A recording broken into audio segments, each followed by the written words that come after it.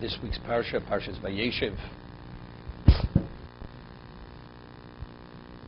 We begin with Vayeishev Yaakov, Beretz Muguriov, Beretz Canaan.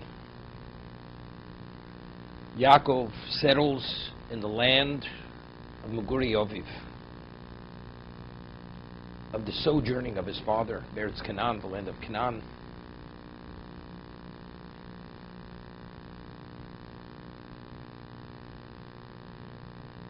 And then the second pasuk, Ela told us Yaakov.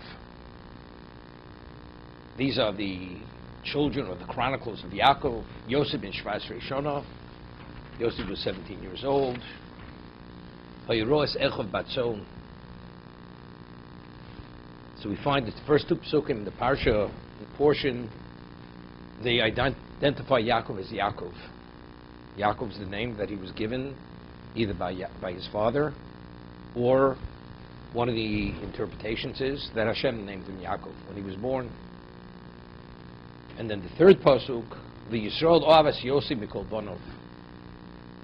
Yisrael loved Yosef more than all his sons, Ki ben Skurim Ulo, because he was the son of his old age. That's a simple understanding.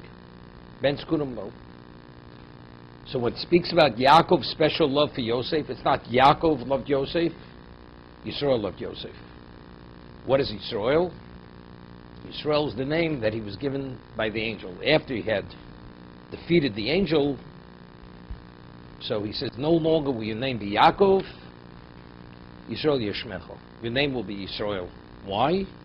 Because you've lorded over God and man, and you succeeded. That's why you're Yisrael.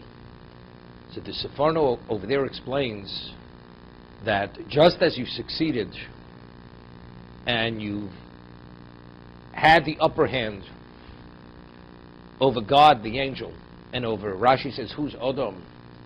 Esav the Lavan, which were impossible, informidable odds, and you were able to succeed, therefore you will always able to succeed regardless of what the setting may be. That is the concept of Yisrael. When we speak about limitation, limitation is only within the physical realm. Within the spiritual realm, there's no such thing as limitation. Yisrael is the spiritual dimension of Yaakov, that he met his potential. Because he actualized this potential, he rose above the limitation. Now that you've superseded, you transcended the physical, the limit, the limitation, now you're Yisrael. Nothing could stand in your way. And that's what Klal Yisrael referred to as B'nai Yisrael. We are the eternal people. Eternal. That's Yisrael Ohavas Yosef. When the Torah speaks about Yaakov's special love for Yosef, it's because it was Yisrael. Now what's Yisrael? Ultimately, until the end of time, we have this struggle between good and evil. Who's the struggle of good and evil? Good and evil is Yaakov and Esav. Yaakov and Esav. Now, how do we deal with Esav till the end of time? Of course, Akol Kol Yaakov. As much as the kol is kol Yaakov, Yaakov, the voice is the voice of Yaakov.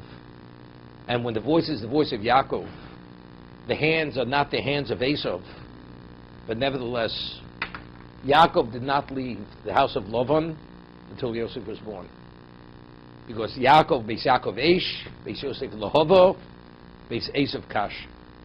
With the Torah, we still need the representation of Yosef. So Yosef, till the end of time, is essential for the eternity of Klal Yisrael. Yisrael Ohavas Yosef. Yisrael is what is the spiritual dimension of Klal Yisrael. This is the eternity of Klal Yisrael. This is the destiny. Yisrael Ohavas Yosef. As much as he loved all his children. But who is most important? Yosef is the Lohava. The only way we could consume and negate and overcome the evil Yosef has to be part of the equation. Ki ben zekunim lo. That's Yisrael. We find, the Gemara tells us in Chulin, that after the battle that Avram had with the 4 kings to save the life of Lot, who was taken captive, so one of the 5 kings who were defeated, who were taken captive, and this is why Lot was taken captive, was the king of Sodom, who was a personification of the evil. Sodom roim v'chatom l'Hashem od. Literally, they defied God. So the king of Sodom comes to Avram and says, "Tein li hanefesh v'ruchush kachloch." Give me the people, and you can have the material possessions. Haruchush kachloch. Give me the people. What's Avram's response? I will not take, not michut v'atzrochnal, not a thread, not a bootstrap from you. Because I don't want you to say that you made me wealthy. That my wealth emanates from you who represent evil. He's the victor. He was the victor. He said, look, it's all mine. But since it could be, because of the way you presented it, it could be perceived that my wealth emanates from you because you released your wealth to me, I want nothing to do with it. Not even as much as a thread or a bootstrap. So the Gemara tells us, because Avram had said, not as much as a thread, we merited the mitzvah of tzitzis. Tzitzis is thread, chutim, threads of tzitzis. And because he says the bootstrap, we merited ritzuah shel tefillin, the strap which we have in the tefillin. I mean, what was the great accomplishment?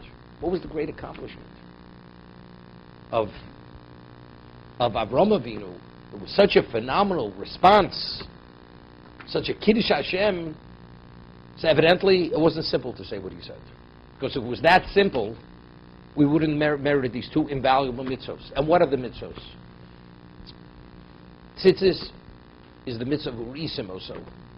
When you look at the threads of the tzitzis, was chartem, it's called mitzvahs Hashem, Elokechem. You will remember the mitzvahs. When you look, there's something innate in tzitzis in terms of what they are, what they represent.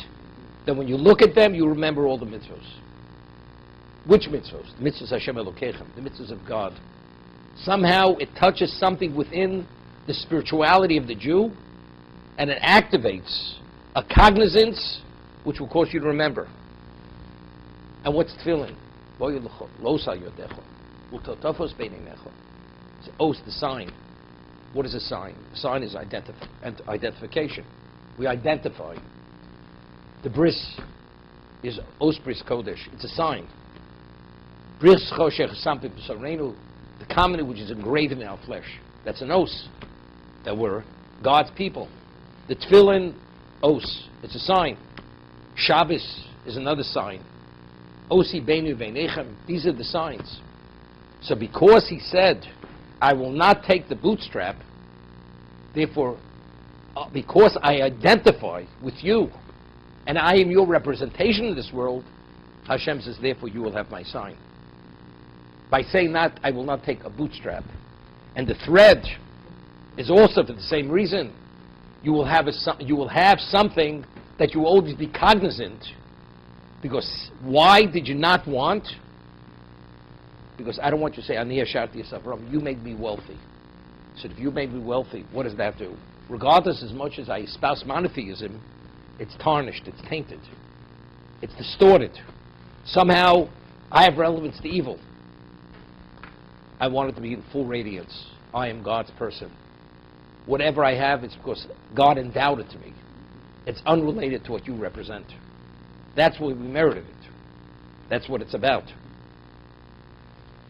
That's Avram Avinu. But what was the great accomplishment? Because rightfully it's his. And we know that a person has a natural need for material. We have a need for material. And Kemach in Torah, one of the promises or the incentives Hashem had given Avram when he says, Lech luchem yartzecho, You can have wealth. Because how is a person effective in existence? When you have material. You're able to impress people, affect people. Avraham Avinu wasn't in any way distracted. As much as of what its value may be, not as much as a thread, not as much as a bootstrap. Because I could see the trees from the forest. This is something other than that. So because he overcame his need or the natural inclination, especially to take what's rightfully mine, and not only that, what was the cost factor? Avraham was concerned he may have depleted all his merits. So all this that came to him wasn't just gifted to him. There was a little bit of an exchange here. It cost him. He was concerned. Maybe I gave away everything here. Hashem says, Al tira Avraham, schorcha harbi mod. No, you did the right. These people were evil, the ones you killed. So it comes to you rightfully. Rightfully you have the victory. Not as much as an iota of depletion, even advancement. Schorcha harbi mod.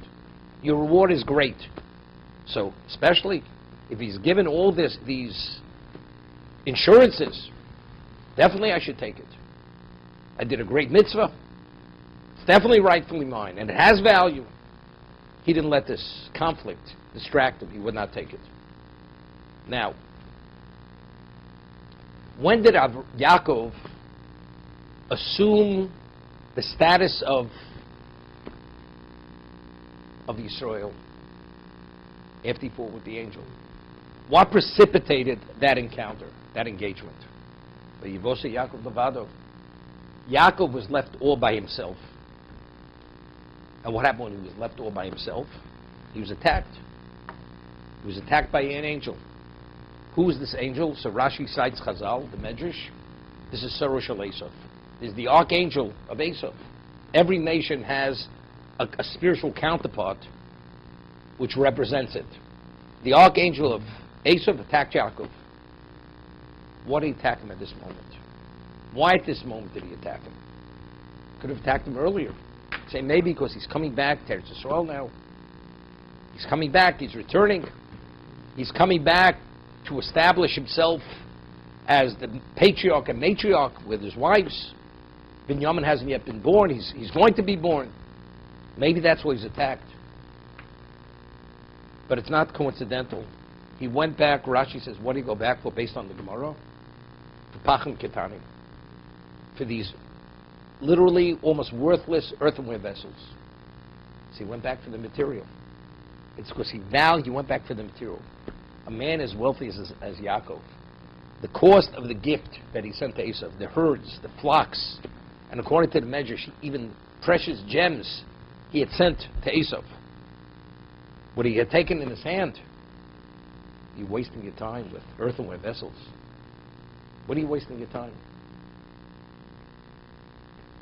So from here, Chazal tell us, what do we learn from Yaakov?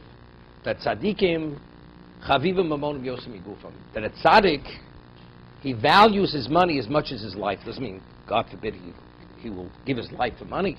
But it means that he understands that his life depends even on something which is not valued by others.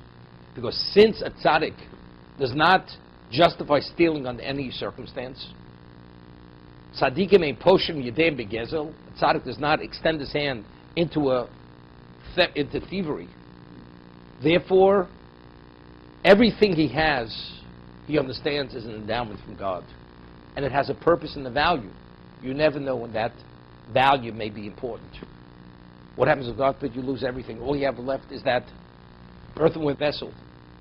It has a value. It may be very little, but that may be the difference of whether you have to steal or you don't have to steal.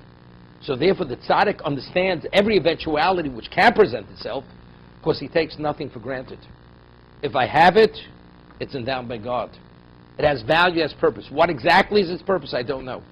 Therefore I have no right to devalue it or to discard it or to underestimate its value. Therefore I go back even to Pachim Ketanim. Because there's nothing in my life, regardless of the dimension of wealth that I have, as little as it may be, it has importance. But that's a dimension. Here we see it the other way. because Yaakov valued his money to such a degree, he achieved an unbelievable level of perfection. I mean, you'd say a person who has wealth. Very often you say it's a reflection of who I am. It's an ego booster. It inflates you. It causes to be slightly haughty, arrogant. No, this is humility. This is not petty, miserly, that he's even going after an earthenware vessel which barely has any value. No, just the opposite. It's because I recognize my spirituality. I will not allow myself to be put in a position where I have to compromise on my spirituality. That's Yaakov. So what level did he achieve at that moment when he went back for the Pachim Ketanim? He achieved that special level of spirituality. A perfect level of spirituality. He transcended the ego not to allow himself to say, well, it's all meaningless to me. No, it is not meaningless.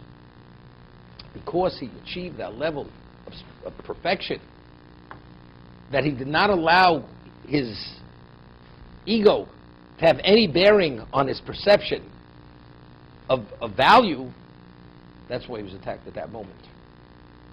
It says, Vayeishev Yaakov levado. He was left all by himself. What is Torah? It says, V'niskav Hashem levado. Hashem is exalted unto himself. Yaakov is Vayeishev levado.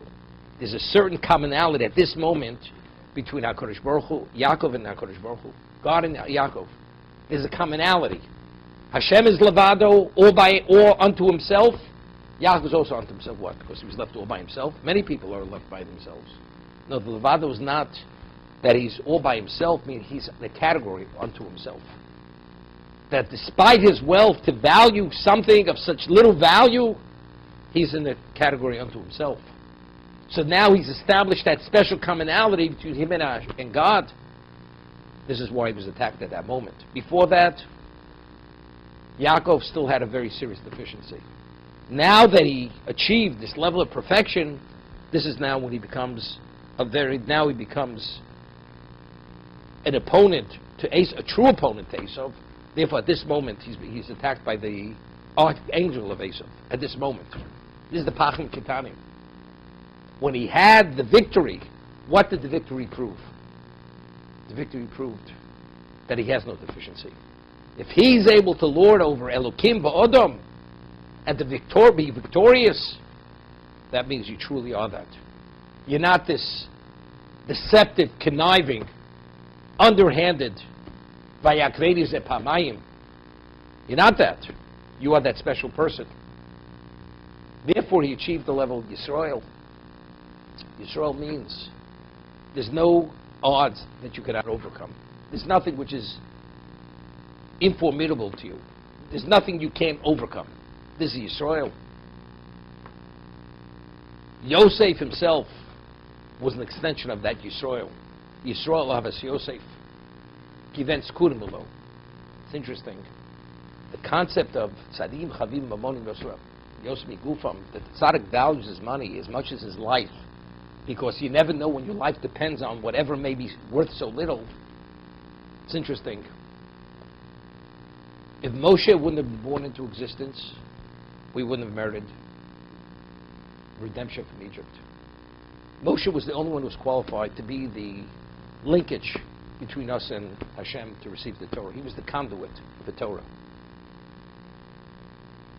Moshe is born, and when does the Torah tell us about the precarious state of Moshe Rabbeinu? When he's put into the water. And the Torah describes the material that his mother made that box out of. What was it? Gomer wood. So the Medrash, Rashi said, what's Gomer? Gomer because it's balls of wood that it's able to withstand soft and hard. Something, upon impact, it could actually break. Balls of wood has a flexibility to it. So even if it bumps into something, it won't be crushed. That's why she chose Gomer wood. But we once discussed, Moshe, Yocheved knew Moshe will not drown under any circumstance. He's a miracle child. He's definitely the Redeemer. So why did she put him in a basket? As the Ramban says elsewhere, it's to conceal the miracle. So you just have to conceal the miracle. So does one have to purchase the best quality wood to conceal a miracle? Anything, as long as it's a concealment, it's sufficient. So Yocheved, the Medrash tells us, why did Yocheved and Amr purchase the cheapest quality wood? Because tzadikim chavivim b'monim al yosem migufam. It's this principle. So just as Yaakov, he ascended to that special level to assume the classification of Yisrael, that he transcends the limit. There's no such thing as limitation regarding Yaakov. Moshe, his very beginning of development, when he's drawn out of the water by Bas Paro, what wood does he put into? That location, what does it demonstrate? The same principle. It's interesting. As Yaakov, the beginning of Yisrael, which is the beginning of Klal Yisrael, it culminated with that level of perfection that we establish eternity. Identically, Moshe, when his mother puts him in the box and he's drawn from the water, what does that represent?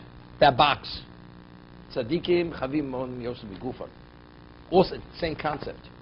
We're unaffected by the material. The material doesn't affect us. That's the way the tzaddik. If a person is sufficiently spiritualized, the material only facilitates the spiritual, but it has no bearing on them. It has no bearing on the person whatsoever. The person supersedes that, doesn't allow it to affect him.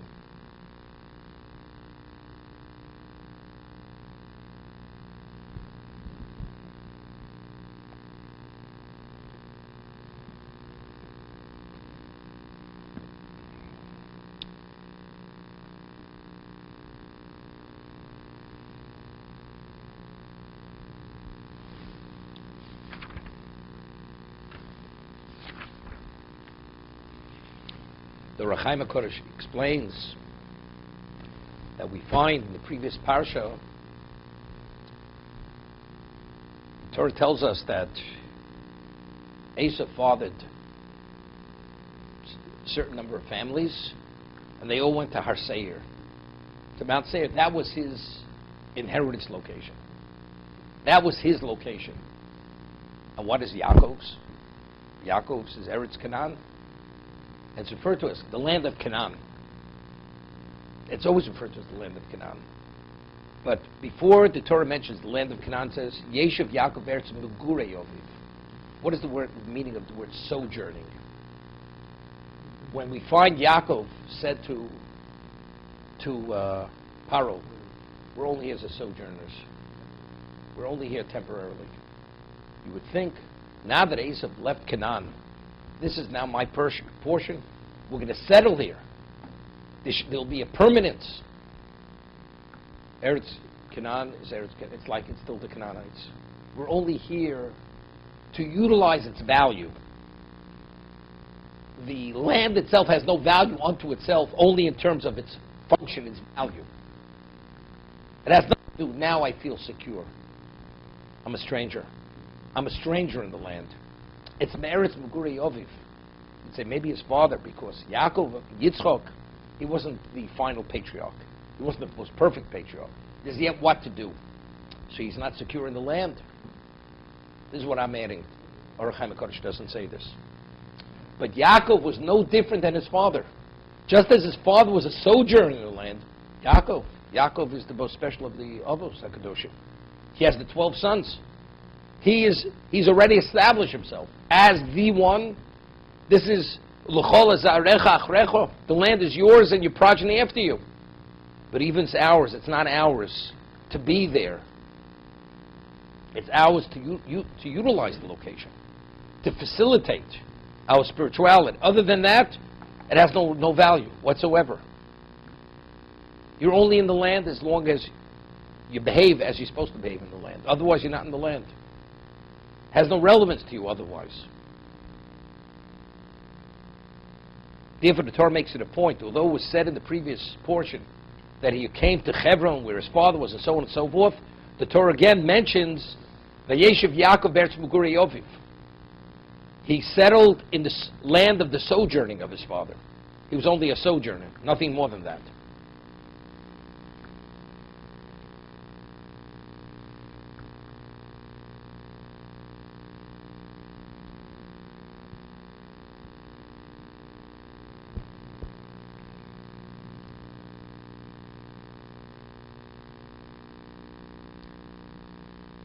There's an interesting midrash. Later we read about,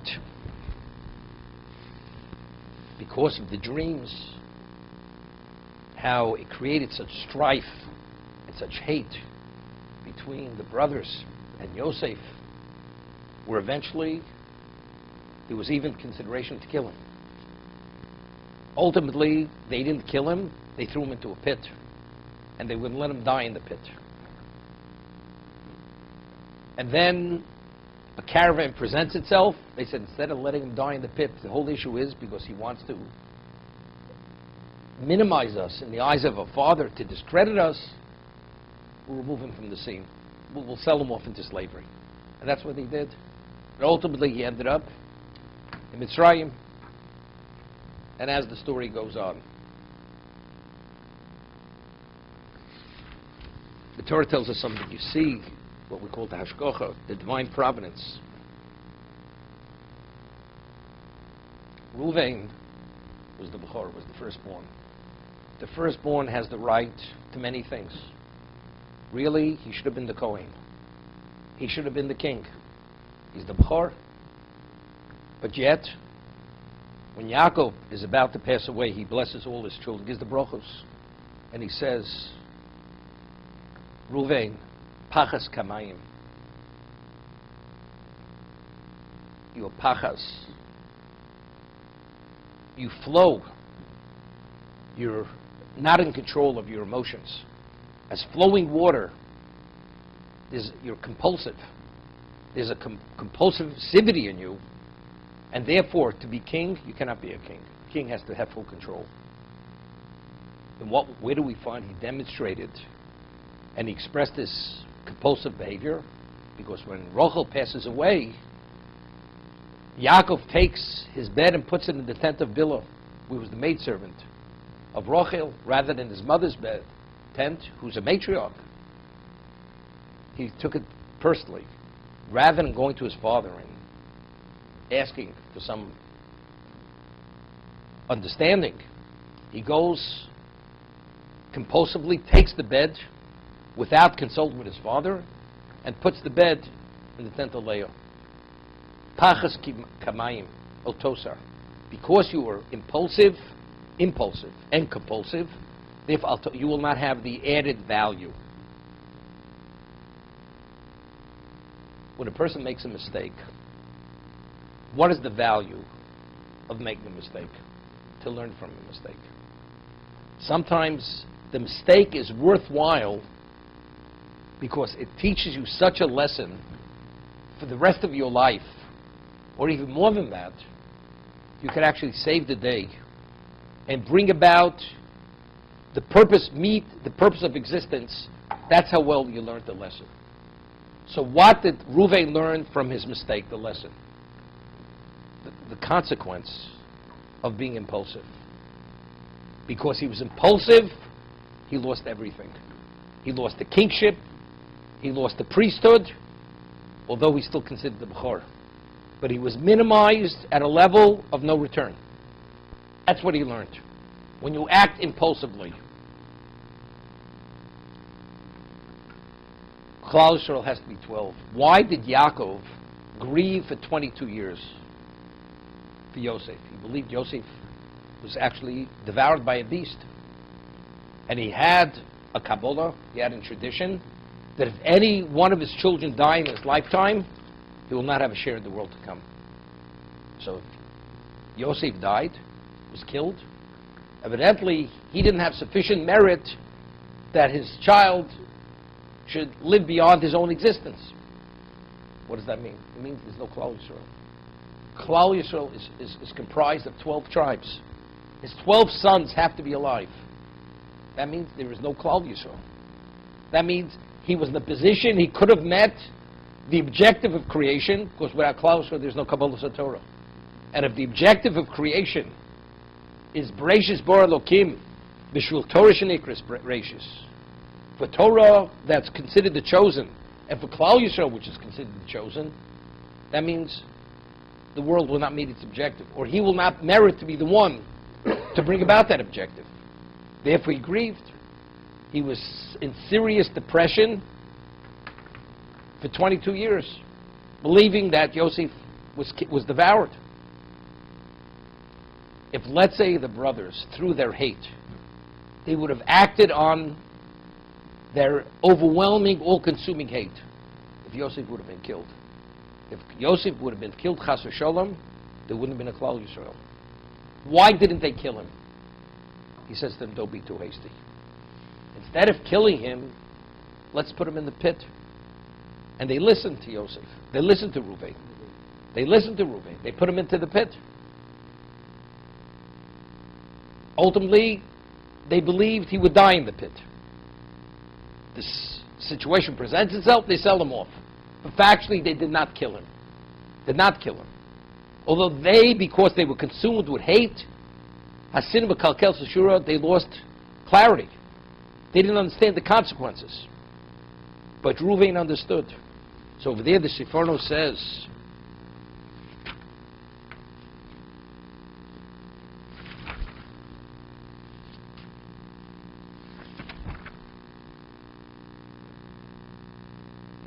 V'yom aleim Reuven, al tishchu dam, don't shed blood. Hashlicho so labor hazeh asher babidvar, throw him into this particular pit in the desert. V'yod al tishlubo, don't extend your hand to him. And what was his intent?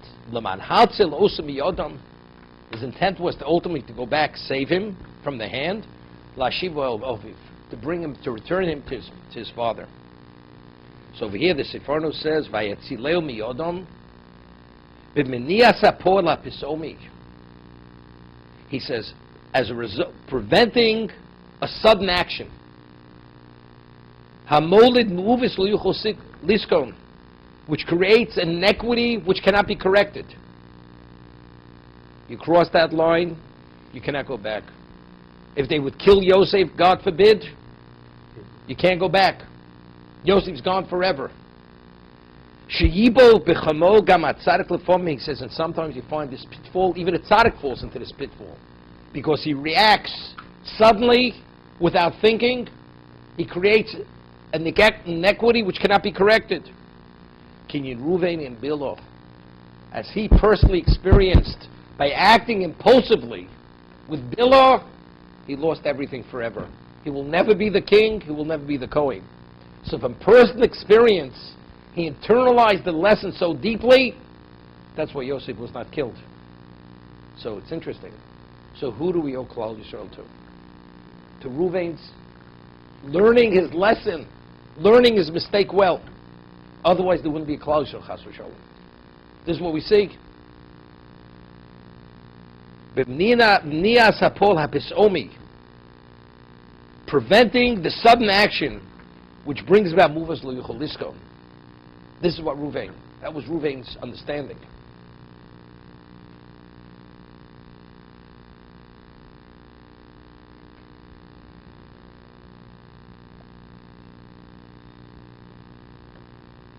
So, at the end of the day, the whole story with Yaakov taking his bed and putting it in a tent of Bilhah, it was worthwhile for everything. Because if Reuven wouldn't have had this personal experience, the lesson, this couldn't have happened. And they would have killed him. They would have killed him. But of course they couldn't have killed him. Because there has to be a Klal Yisrael. But following the involvement of events on a natural level, unless Hashem would have directly intervened on the natural level, this wouldn't have happened. Yosef would have been killed.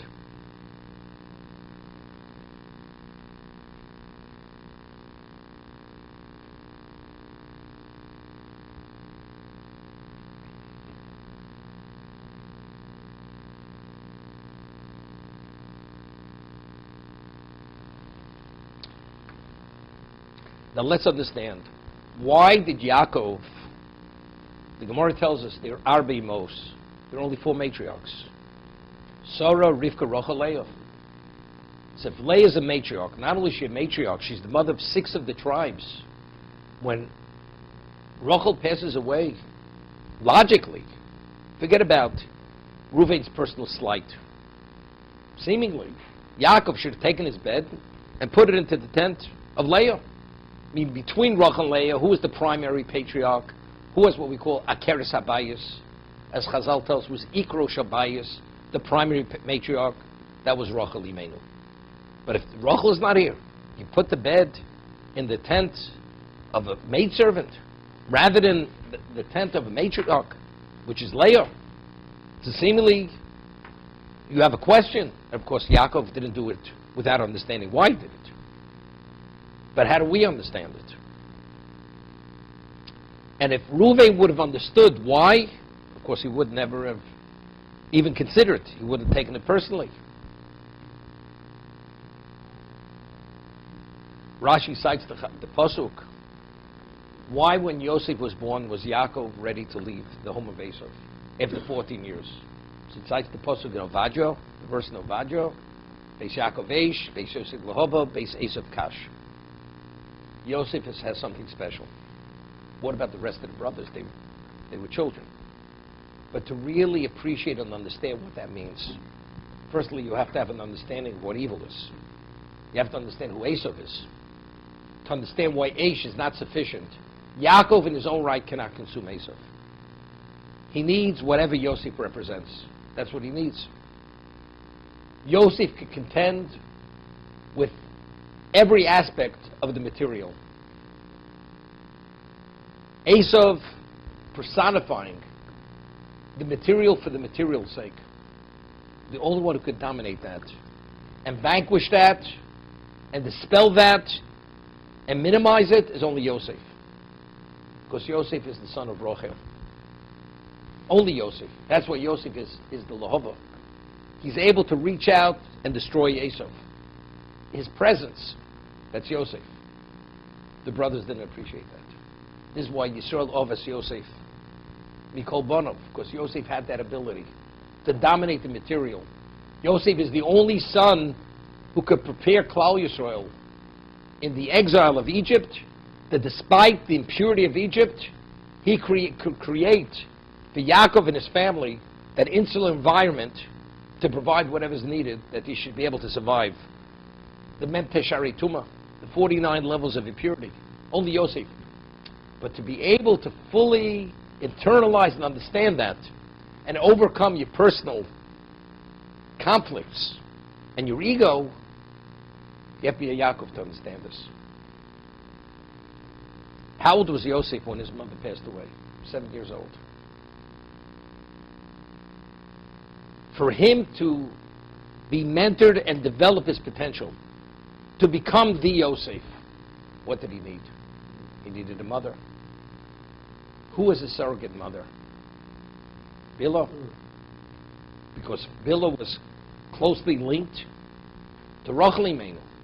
So she herself had an apprenticeship under Rachel how Yosef must be raised. She raised him for 7 years.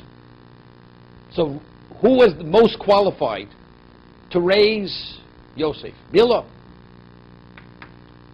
If Yosef wouldn't have been mentored and raised and provided with the emotional level of development and what had to be instilled in him, what a mother normally provides for a child, he wouldn't become the Yosef. He wouldn't become the Lahava. Yaakov understood that. So we need 2 things. You need a father and you need a mother. Therefore, put his bed. What is the survival of Klal Yisrael? Spiritual and material survival depend on Yosef. Where did he put his bed? In the tent of Bilhah. Stand this. He says, my mother's. You go and take the bed out of the primary matriarch tent and you put it in the servant's tent.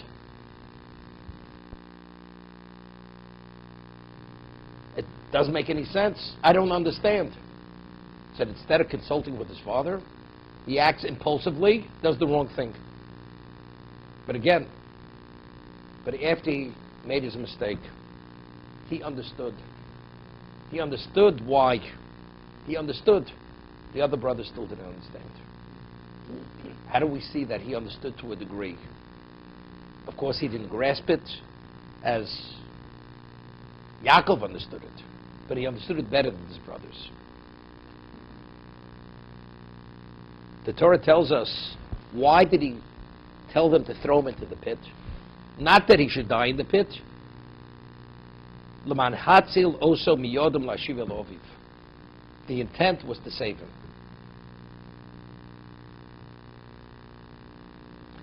So Rashi cites the Medrash, Ruach HaKodesh me'ido al Ruvain.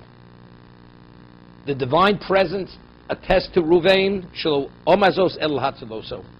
His intention was not that he should perish, die in the pit, but rather to go and retrieve him, to save him. Sheyovo hu v'yalenu misham. He should return and take him out of the pit. Omar ani bechor v'godlo shebekulam. I'm the firstborn. I'm the eldest of all of them. Lo yitola hasirchan elvi. Who do you think they're going to blame? They're going to blame me. So if they're going to blame me, I have a personal interest in saving Yosef. It doesn't sound too complimentary here, right? Really, I'd let him die the way the rest of them are letting him die. But the ramification of his dying, to me, the consequence is much more severe. Therefore, I have to do what I have to do. But in terms of Yosef, I would let him die the way the others would let him die. Doesn't sound too good. So let's put it in a little better light. The Gemara says, why was Ruvain called Ruvain? So the Torah tells us, who named Ruvain? Ruvain? Leah.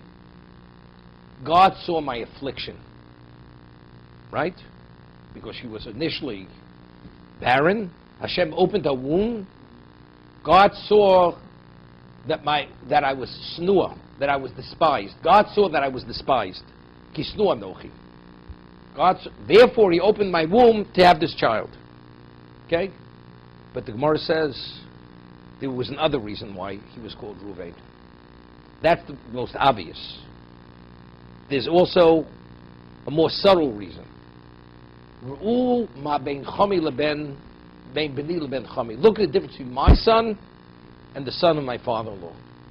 My son, who's rightfully the firstborn, and the birthright is rightfully his. And despite the fact is that Yosef took the birthright, where Ruvain never sold the birthright. And despite that, Ruvain went and saved him from the pit. And my father's son, where he sold the birthright, and he wanted to kill his brother, where the birthright was rightfully Yaakov's. Look at the difference between my son and the son of my father-in-law. The son of my father-in-law, he has no right to the birthright. No right. And yet he wants to kill Yaakov. So my son, where he has the right to the birthright, he has no claim against Yosef, because you see he's going to save him.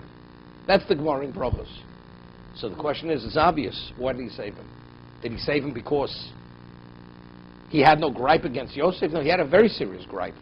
But he says, but when ultimately the consequence of Yosef dying, who's going to be blamed?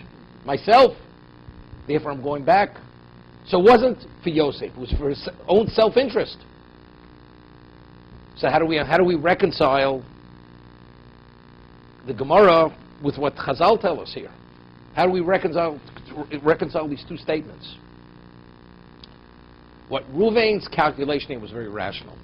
Factually, I'm the firstborn, and who's going to be blamed? I'm going to be blamed. When does a person think rationally? You only think rationally if you're not conflicted.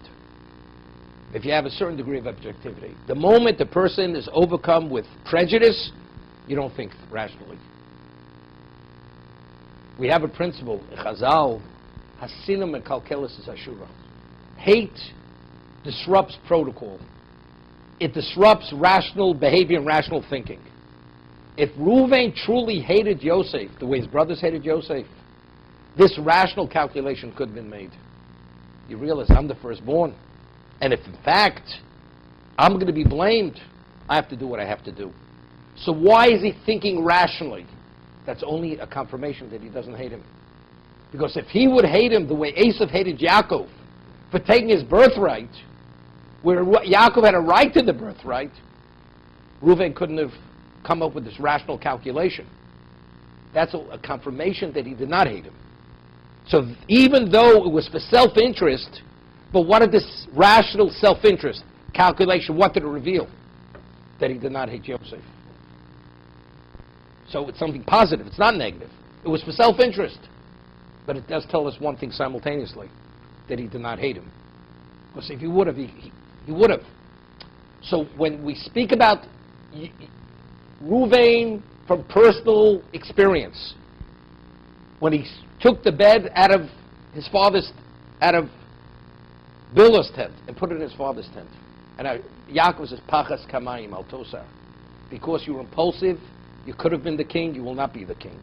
You could have been the Kohen, you will not be the Kohen. So this is a mistake which can never be corrected. He lost it. This all eternity has gone to the wayside, and he internalized the consequence of impulsive behavior. So when his brothers wanted to kill Yosef, with God forbid, would have undermined the future of Klal Yisrael, because we have to have 12 tribes. That personal experience allowed him to prevent a tragedy. It would have been an eternal tragedy if Yosef would have been killed. But why? Why could he think so rationally? Reuven, look at it, this is my son and the son of my father-in-law. My son did not hate him. Because if he would have hated him, this rational calculation, and he couldn't have shared his personal experience in the lesson with his brothers, because he wouldn't have thought objectively for this. There's a famous Chazal, famous Medrash. The Medrash tells us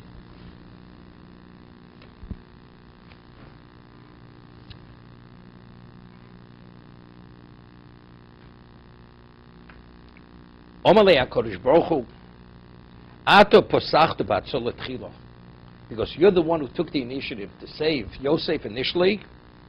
I swear on your life, the first city of refuge that was set was in the portion of Reuven. What is the city of refuge? To save the inadvertent murderer from the hands of the redeemer of the avenger of the blood. So because you took the first initiative to save a life, therefore, the first Ari Miklat, first city of refuge will be set in your portion.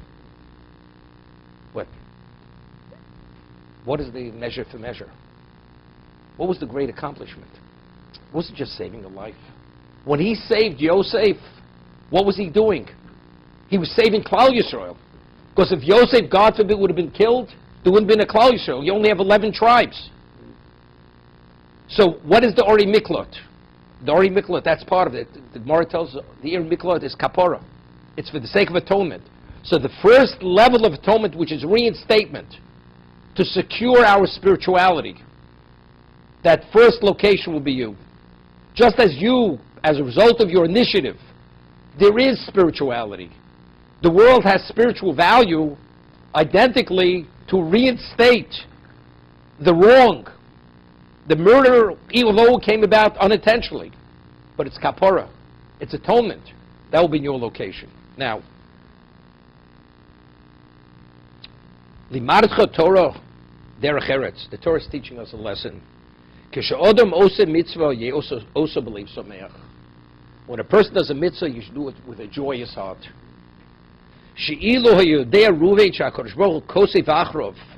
If Reuven would have been aware that Hashem would have recorded in the Torah, that Reuven heard and he saved them from the hand, he would have taken Yosef, put him on his shoulder, he would have run with joy, put him on his shoulder, immediately return him to his father. Because the Torah values it sufficiently that it should be recorded in the Torah. If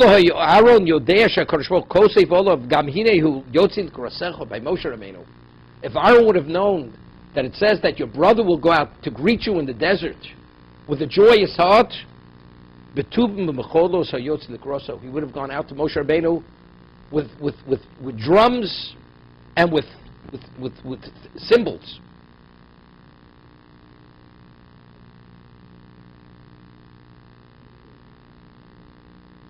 What does this mean? If he would have known that it would have been recorded, then he would have done it even at a greater level, at a more joyous level.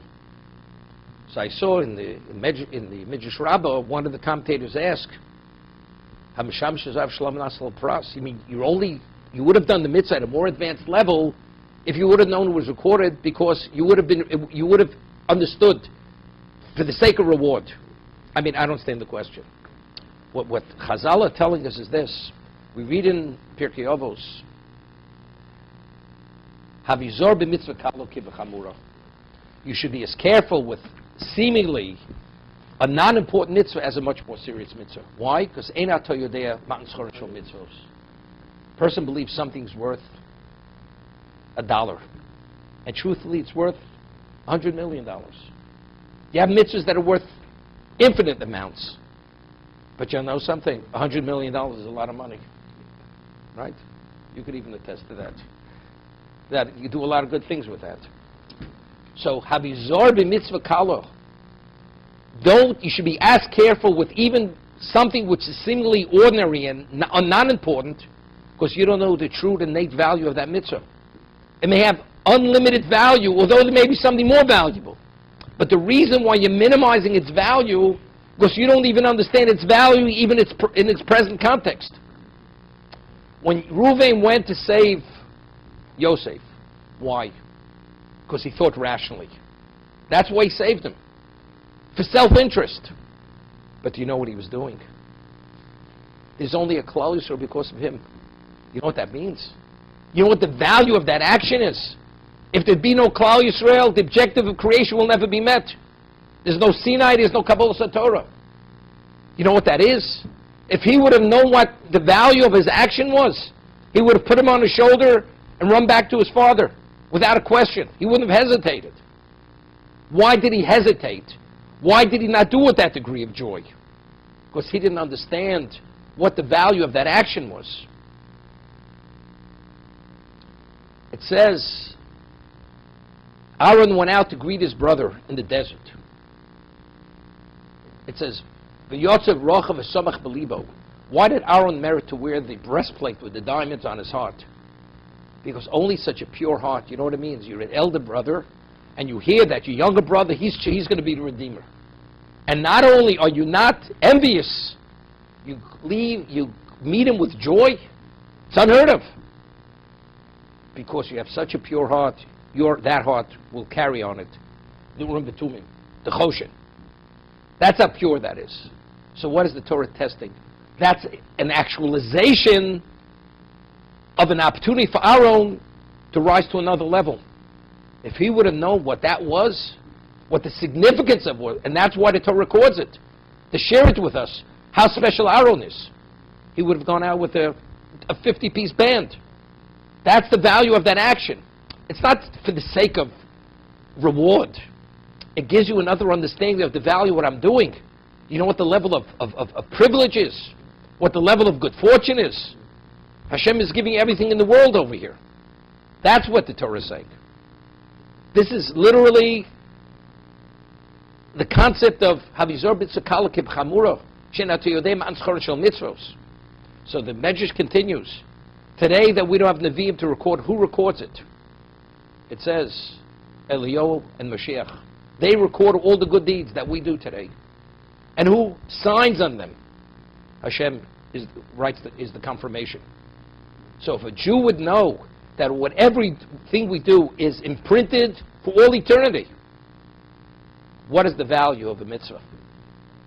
That God values it, that it's important enough for him to record it for posterity, eternal posterity. So what does that say what the mitzvah is?